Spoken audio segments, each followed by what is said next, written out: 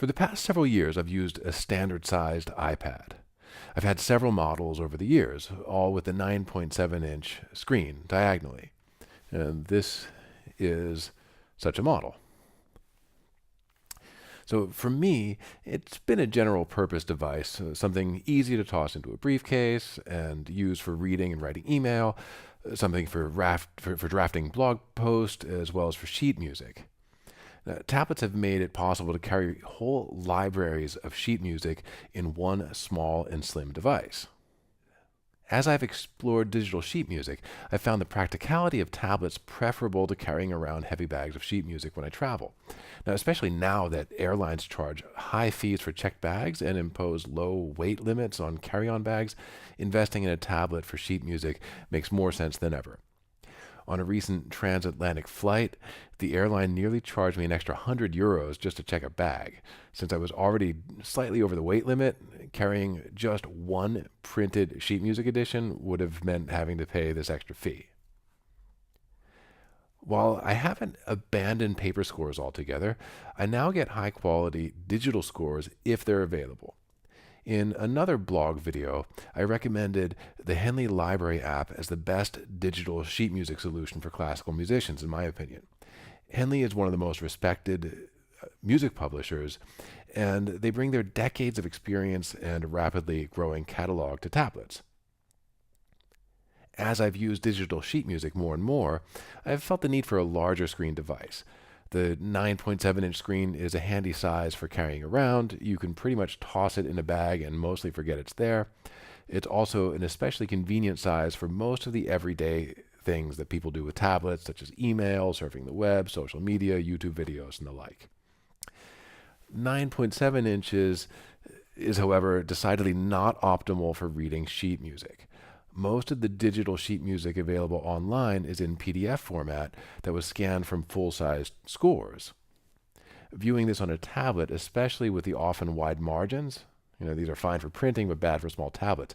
It makes it makes for an acceptable score for occasional reference, but it's no replacement for full-sized sheet music. I sometimes would find my posture lacking as I leaned forward to read the music, and sometimes I would misread a fingering because these markings were meant for a letter-sized sheet of paper rather than a screen less than 10 inches diagonally. I had therefore been keeping my eye out for the right time to trade my smaller device for the largest iPad with its 12.9-inch screen. When Apple announced the 2008 iPad Pro redesign, it seemed like the perfect tablet for musicians, except for the price, that is. Then I was fortunate to be in the right place at the right time, and I took advantage of a Black Friday special, so I ended up with a new 12.9-inch iPad Pro. So, which tablet do musicians need?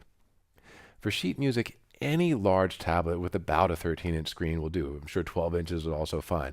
It could be an Android tablet or it could be an Apple tablet. The 2000 iPad Pro models are overkill in terms of their processing and graphics power. They don't offer any tangible advantage for displaying sheet music or PDF documents. These are pretty basic tasks that don't tax the processor to any degree. Even the first generation iPad Pro is still way more than powerful enough for this task. If you can find one used for a low price, it will be perfectly adequate for displaying music. The second generation 12.9-inch Pro can sometimes be found new at a heavy discount since this model has now been discontinued. This would also be worth getting for sheet music. Now, there is a practical advantage to the new 2018 model. The device has been redesigned to be quite a bit smaller while keeping the screen size exactly the same. The new design is lighter and more portable as a result.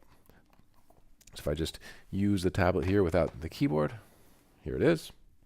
And it's very light, very thin, very portable. I like to travel as light as possible, so luckily I found this bag by a company called Yoast that fits the new model like a glove. So just a simple shoulder bag. Let's talk about the screen quality. Apple's devices are known for their high-quality screens, although they're hardly the only tablets with quality screens. Since you'll be staring at the screen for many hours as a musician, it pays to get one that will be easier on your eyes.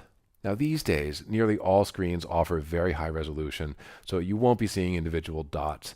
But there are other factors to consider, such as viewing angles and even backlighting and brightness. So, in addition to their overall high quality, despite their sometimes lower pixel density, Apple's LCD screens have been measured to be the best in the industry overall. Apple includes two features in its iPads that makes them even better for your eyes. One of the features is limited to the most recent two generations of Pro models, the 2017 and 2018 models. And this is called True Tone. It has a sensor that measures the color temperature of the ambient light in the room or the outdoor space, wherever you happen to be, and then it automatically adjusts the screen to match the surroundings.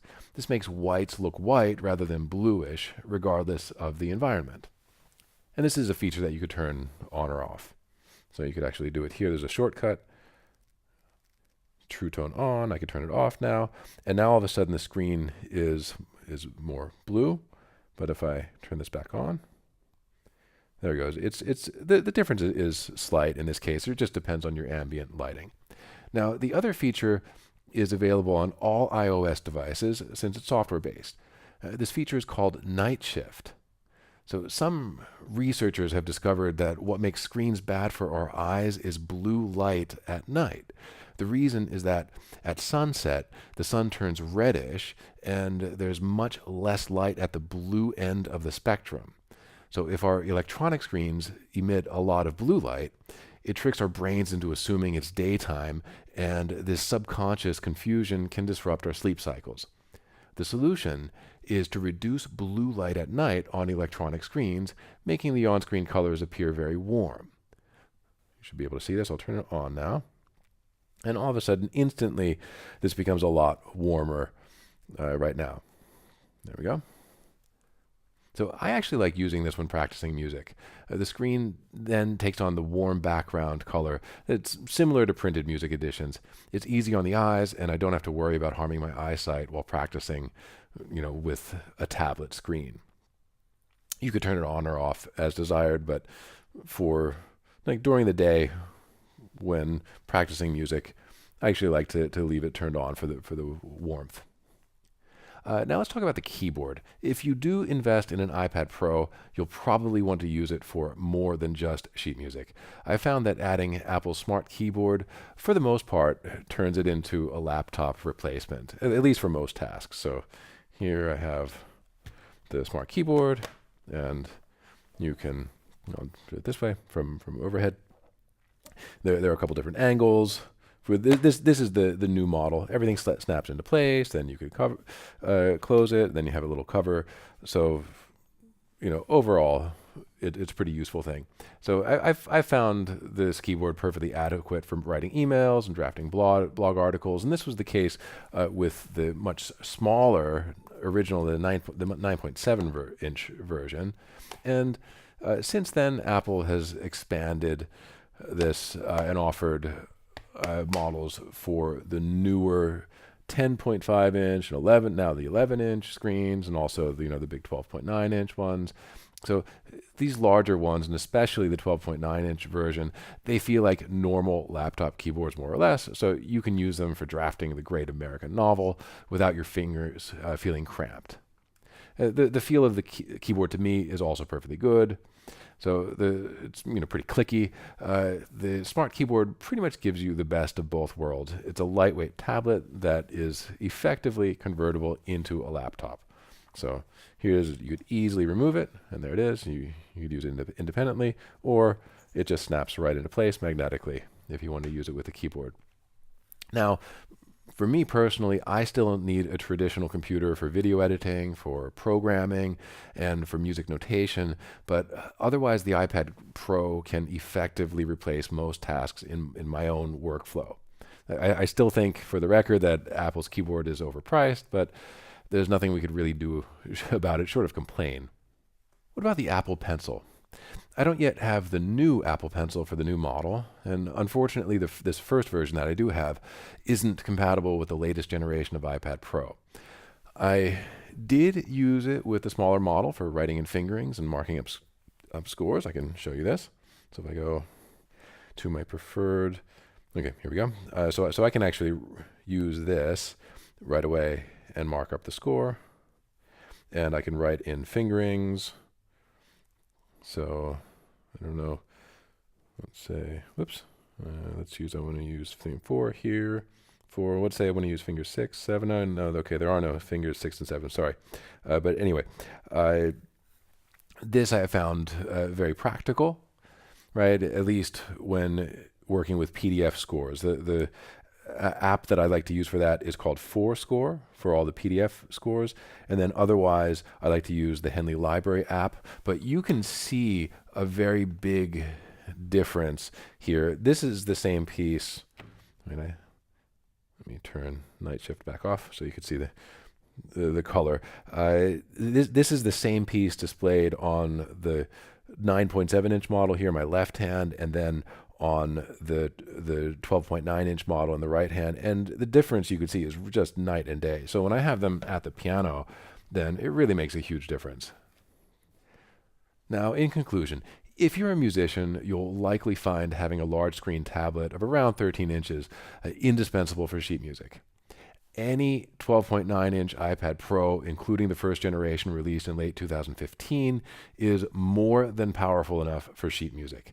The later models, which were released in summer 2017 and fall 2018, offer true tone displays that balance the colors to the ambient lighting. But this is nice to have, but by no means a sufficient reason to upgrade. The 2018 model was, however, redesigned to be considerably smaller, thinner, and lighter. So it's no longer too big for most tablet tasks, and it's more powerful than nearly all laptops made today, including most MacBook Pro models. The processing and graphics power of the latest models is sheer overkill for most music applications. So you really won't need it. You won't notice just how powerful it is. You won't push it to its limits. But the size and the future-proof internals may make the outlay worthwhile for musicians. If not, I can easily recommend getting one of the older models, especially the 2017 model, which could sometimes be found at a heavy discount.